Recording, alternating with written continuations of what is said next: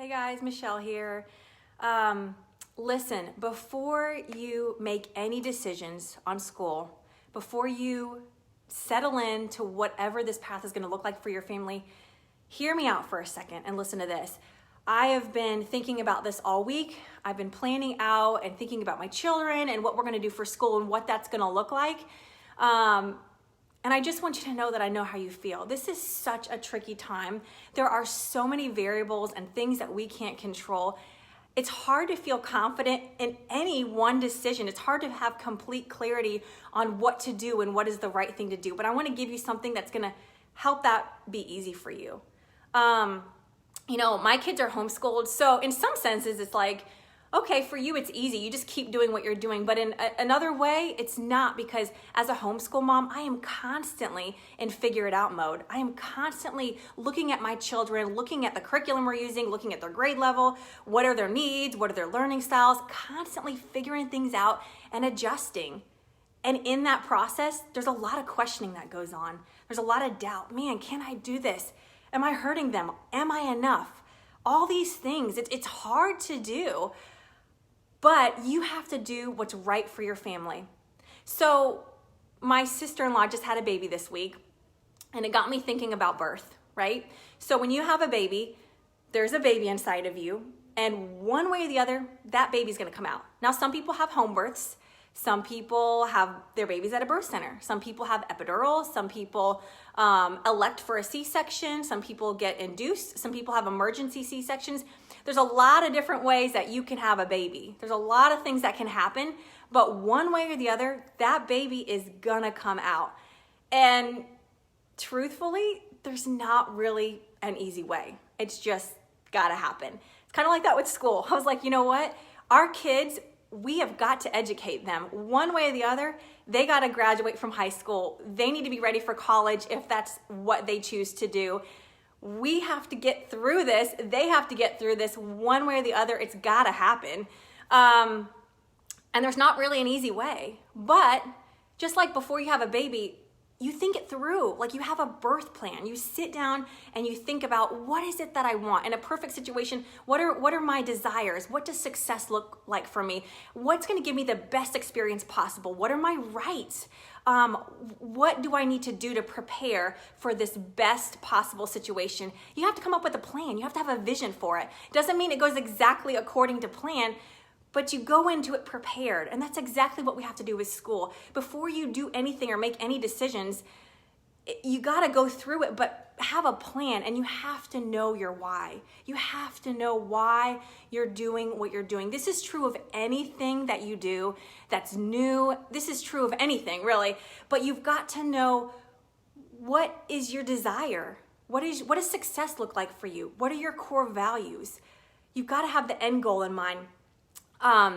Last year, I went to a homeschool convention, and one of the speakers said something that really stuck out to me. And she was talking about, imagine that your kids are grown. They're young adults, maybe they're in college. Imagine that they're hanging out with their friends, and their friends ask them, what was homeschool like for you? Maybe imagine that their friends ask them, what was 2020 like for you? What do you want them to say? How do you want your kids to respond? How do you want them to feel about their educational experience? We have a huge impact and influence into that answer. And we need to be thinking long term, and we need to be thinking that way. At the end of the day, I want school, I want the curriculum, whatever we do, to be something that fosters a relationship with my children.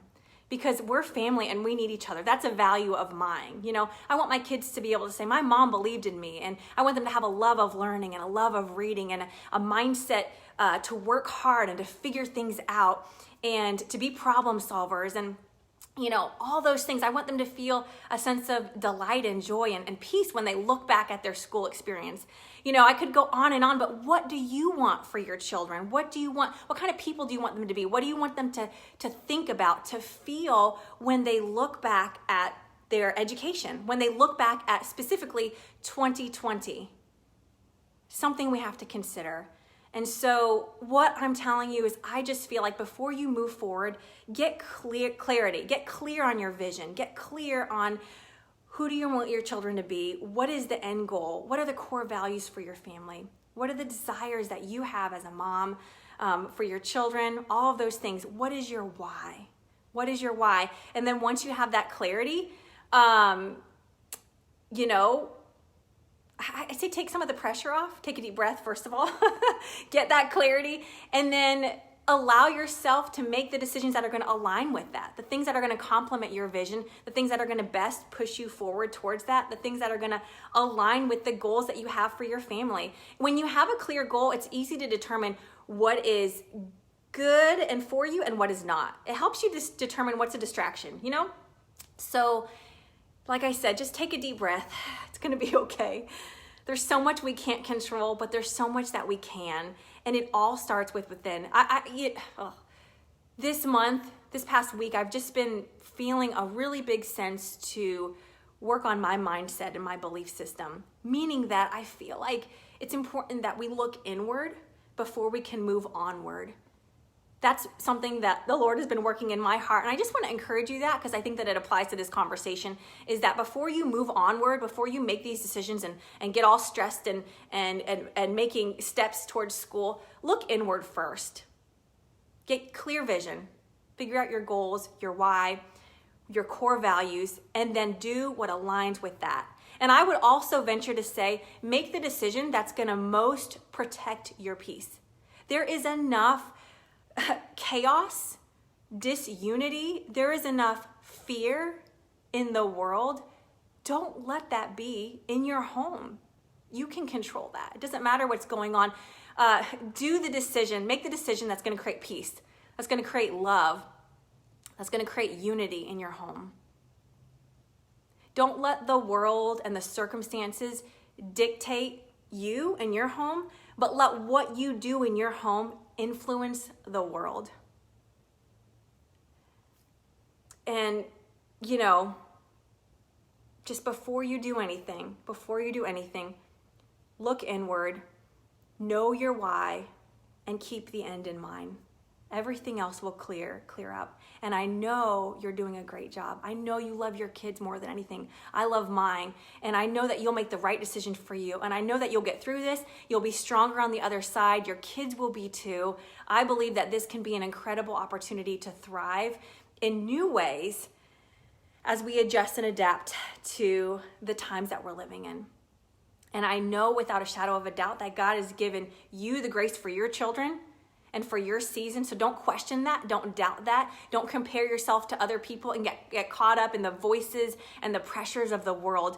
Do what is right for you and your family, and then what is going to push you forward in the goals and in the purpose that you have in your heart. I'm right here with you guys, and I'm rooting for you, and I hope you have a blessed rest of the day.